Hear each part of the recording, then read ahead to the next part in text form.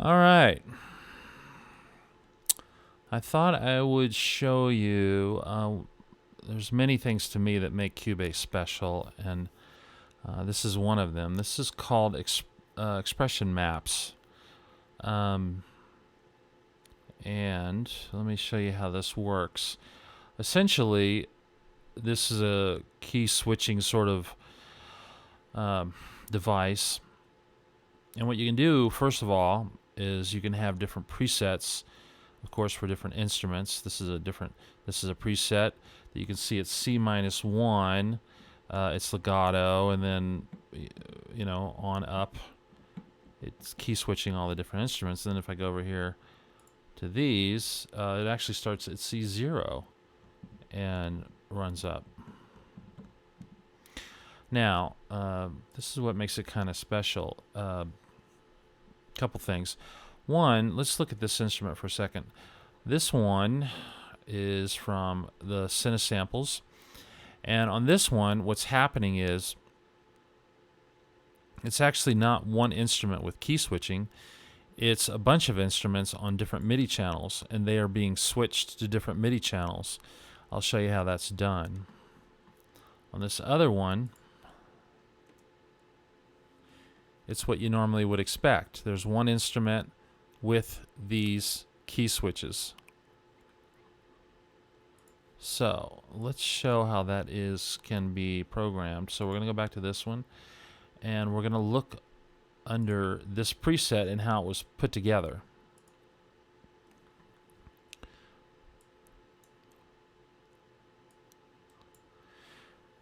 So what you can do, the way I have this set up, is when I hit C0, I named it legato, and it goes to MIDI channel 1. And then you can set up key ranges and velocity limitations if you want, or transpose it. I usually don't do those things. If I hit this, see, it actually jumps to MIDI channel 14 to a different sound. Well, it goes to the sus sound, wherever that is. So I guess that's here. So you'll see that's on MIDI channel 14. And of course, you can order these any way you want, and so forth. These are triggering on different MIDI channels is essentially what it's doing. Now let's look at the other one. Actually, don't even have to do that. I can just do it in here. Let's look at how that one is organized. Here it is, right here.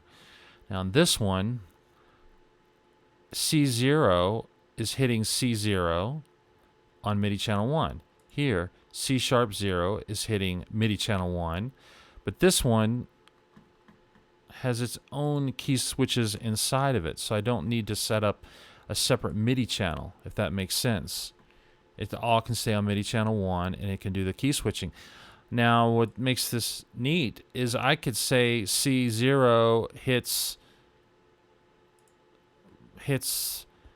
E0 if I want, and then it would trigger E0. Or it could hit anything you want. So you could potentially put these in any order if you want. If you want the Bartok Pitts first up here, and it's hitting C0, and then over here, you can say it's hitting G0, and so it would trigger it.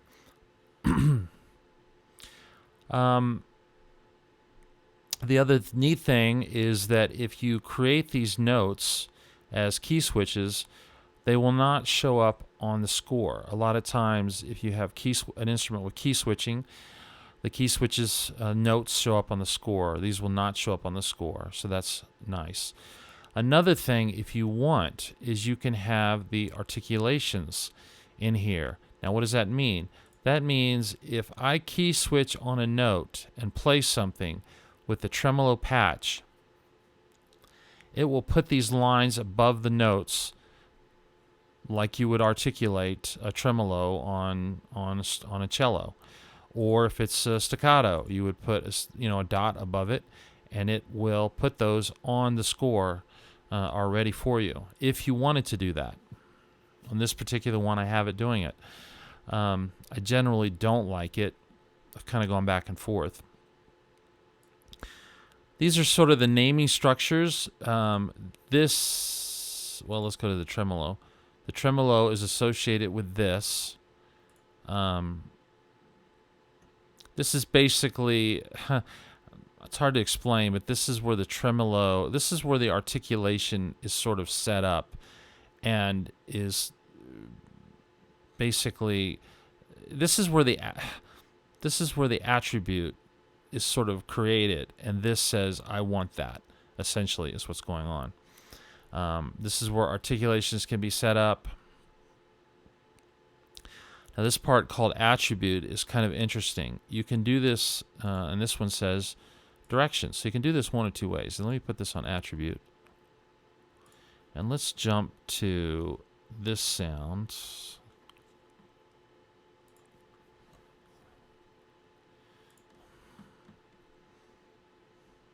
And let's make sure this is on, this one was on attributes, right? Yeah, because I want, okay, this is the better one. This is how I normally have it. I don't have any articulations. I mean, it's kind of nice, but I don't need them. I wouldn't use it for copy work anyway. And I'll show you where it kind of gets a little messy, quite honestly. So let's go here. And so here's this little figure. Let's go to...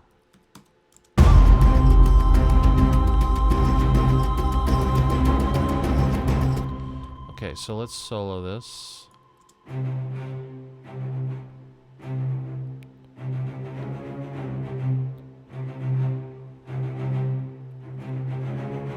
Okay, so what you can do is I can select all these notes, and as you can see, they are set up. This is where if you use the attribute, and I'll show you the directional one in a minute. So the articulations will come here. Now this is something recently I've learned that's extremely cool, I think, is let's say all these, and you can see, and you actually can see on this one, I've done it. Let's see if this one has it over here. Okay, so if you can read this, what this is saying is I can basically select this note or one note or all the notes, and I can tell it what articulation that particular note is going to play.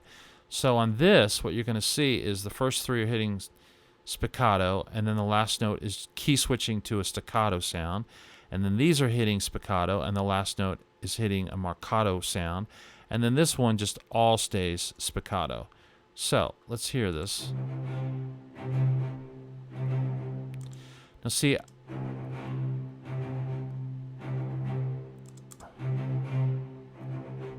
I don't, on this particular instrument, don't like the staccato one. It's a little too long.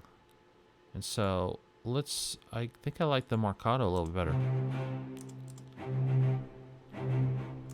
It just gives it a slight bit different color. Here, I can put it on pits. There it is. Well, you wouldn't do that, but... yeah. There it is. And you can see up here, actually, where it's changing. So, I've learned this recently. Just giving these, to me, sound... Let's try spiccato. Well, I guess I had it over here as well.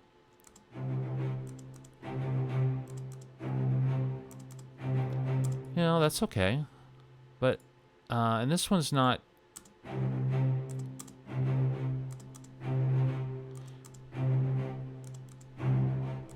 This one's not doing as much, but on other ones... You know what, let's jump over to this other one. I think it's... You can hear the difference a little bit better.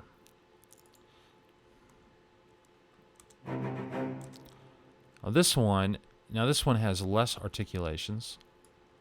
Same thing. You can go over here. This one actually you can see, you know, and like I said, can get a little messy, but it's also fine. So this one's doing staccato, but it's doing spiccatos, and it just gives it a little bit of accent on there,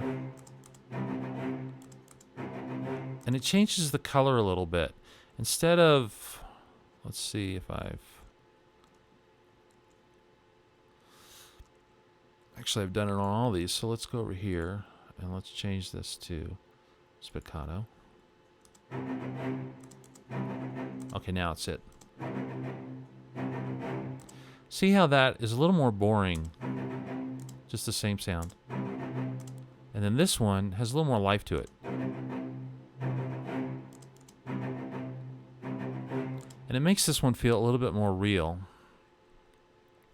I've been experimenting with this a little, and it's kind of just taking it a little bit closer step to a live instrument, because a live instrument isn't as static. It changes, and that's part of what gives things life, and it works well helping these strings out. Now let me show you the directional one, and we'll do it. Well, let's do it on this guy actually. So that was the attribute.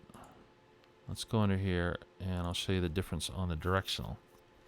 And I think I prefer the attribute one, but the directional one's kind of cool too.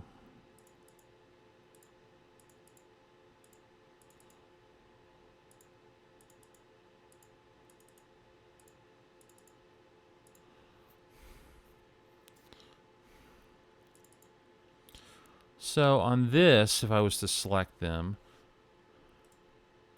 see, there's nothing here. It's not showing anything here because we're not using this now. We're using this over here. So you jump over here to this, and now these key switches are essentially here. So what you can do is say, I want everything to be, what was it? Everything's spiccato. So, and it kind of latches it, which is nice. You know, sometimes if you just had one key switch here, and then maybe you had a key switch here, and then you played it here, but I wanted to play this again, but this is where it triggered it, this actually keeps the trigger on the whole thing.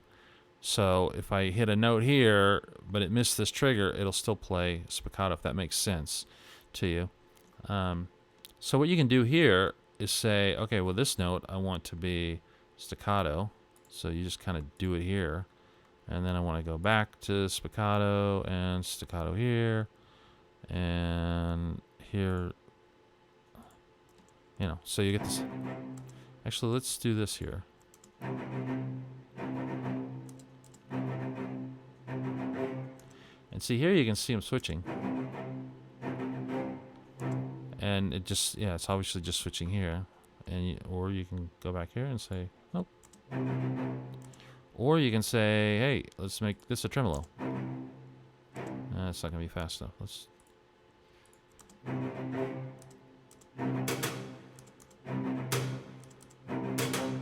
You know, things you'd never do, but as these sample libraries get more and more complicated, they're actually putting things in there that are just slighter changes, and as you have those just slight different changes, you can really start to build a performance up easily. It's you know, some of these are tricky if you were to play this on the keyboard and try to nail these, and then sometimes if you hit a little too late, you got to go in there and clean it up. And this is, to me, a lot faster way on using key switching with this expression map that comes with Cubase. Thanks.